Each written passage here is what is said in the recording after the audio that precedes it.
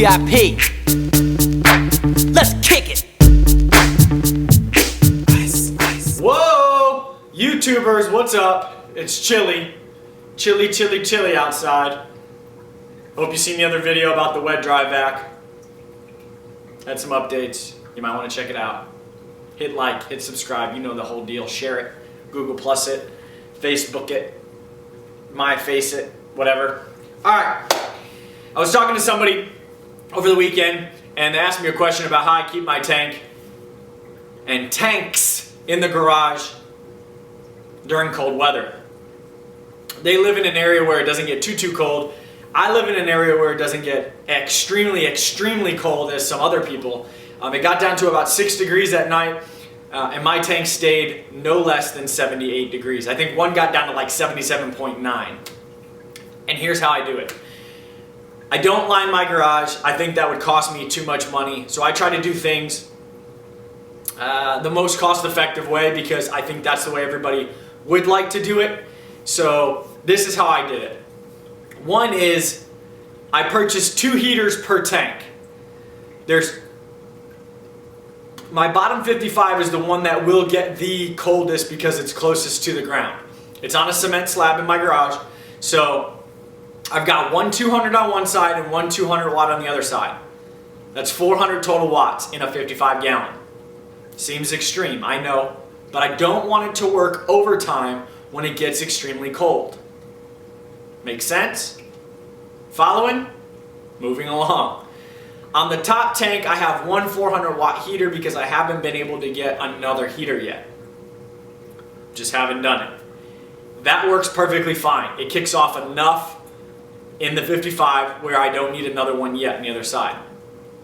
But the glass on the bottom of the bottom 55, the glass all the way around both 55s, are completely exposed to cold air.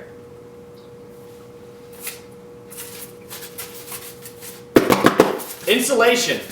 Cheap insulation, 12 bucks for a monster piece. You can cut it yourself, as you can see I did. Doesn't have to be perfect, it's not for show, it's to keep your fish warm. Now, what I do, this is just informative, DIY, however you want to call it, whatever. I put a piece underneath the bottom 55, I put a piece under the top 55, and then I put pieces behind and on the sides. That's just through the winter. Now, when I knew it was going to be down to 6 degrees, I put a piece on the front. The reason why I did that is now I'm creating a 360 degrees, because I do put a piece on each top, of insulation to keep it at the prime temperature. So even if the air inside my garage drops to, it's not going to drop to 6 degrees because there is some sort of insulation in my garage with the cars and the stuff that I have in and around my garage, the heater's running, or excuse me, yeah, the heater's running and the filter's running. There's still some radiant heat in there. So with that being said, this will keep all that heat inside the tanks. I have not had my tanks drop past 77.9 degrees. Magic. Not really magic. I'm sure it's out there. Somebody asked me about it. I told them. They said maybe you should do a video on it. I said good idea. Let me do it. There are people in colder temperatures than us out here in Oklahoma. Oklahoma, most people don't realize, gets very cold. 6 degrees this weekend. Dolly VH, I'm sure, gets extremely cold. I know Convict lives in New York. He can get extremely cold. I'm originally from Connecticut. It gets really cold there. You know, with wind chill, it can get really cold anywhere. Insulation, bottom, sides, back, top. Heaters on left and right side. The reason why I say that is because you're evenly heating the tank in the cold. When you're inside, it's completely different. This is only for outside. Now, James Largo just set up his fish garage. I believe it looks like he's going to be starting up a business eventually, and kudos to him and shout out to James Largo. What I did notice is he lined one wall and he lined his garage. That's great. But now you still have the other side of the wall, the garage will still get cold. So I do encourage James Largo to watch that throughout the throughout the winter, keep a thermometer in the center of the garage and check to see what the temperature is in the center of the garage. Because what he may need to do is find insulating panels on, huge insulating panels on each side that he can easily remove just to keep, the heater warmth inside the tank. So, kudos to James Largo for all that work he's done. I wanted to talk about the cool idea he did. He lined his garage door and the wall that the tanks were closest to in the garage. I just put this piece on the back of each tank. I've only have 2.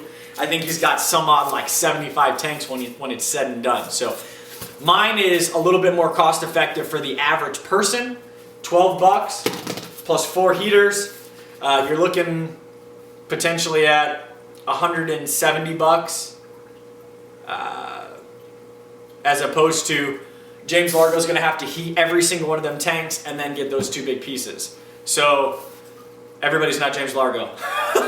So I wanted to talk to you about it on a basic, small level. 1 piece, line every single part of the glass on that tank. You can still heat it if you want. You can cut out a hole so you can see your fish. I still feed them. I still do the same stuff. I tape it with regular packing tape so I can take it off, look at my fish. I can still do the cleaning. I still do all the normal stuff. So that's how I keep my tanks at 77.9 or above. My top tank stays at about, I believe it's 83 right now. So it's a little bit warmer than the bottom tank. The bottom tank does stay colder, only because it is closer to the ground. Now I do keep my tanks, I believe they're about 5 inches off the wall. And then I put the piece behind it. And then with all the, the heaters in there and the filters, and there's insulation behind that along with the brick, I'm good to go. So if you have any other questions about it, please feel free to comment. I'll leave some instructions inside the description. I hope you found this informative on how to keep a tank in cold weather. I have 2 55-gallon African cichlid tanks running inside my garage. There's no heating in my garage other than the heat that's inside the tank. I use cheap insulation. It's called Green Guard. I found it at Home Depot, I believe. You can get it at Lowe's. It's Energy Star. I don't know how this is Energy Star compliant, but this is Energy Star compliant, and it's worked wonders for me so far in 6-degree weather. Thank you so much for tuning in to Jay Wilson's channel. Hope you found this fun, informative, and honest. Look forward to the 2 other videos that are coming. One is going to be a contest, and the other is going to be the winners of the Universal Rocks contest. So shout out to Stuart Dunn for those fantastic prizes. Thank you so much. Woo!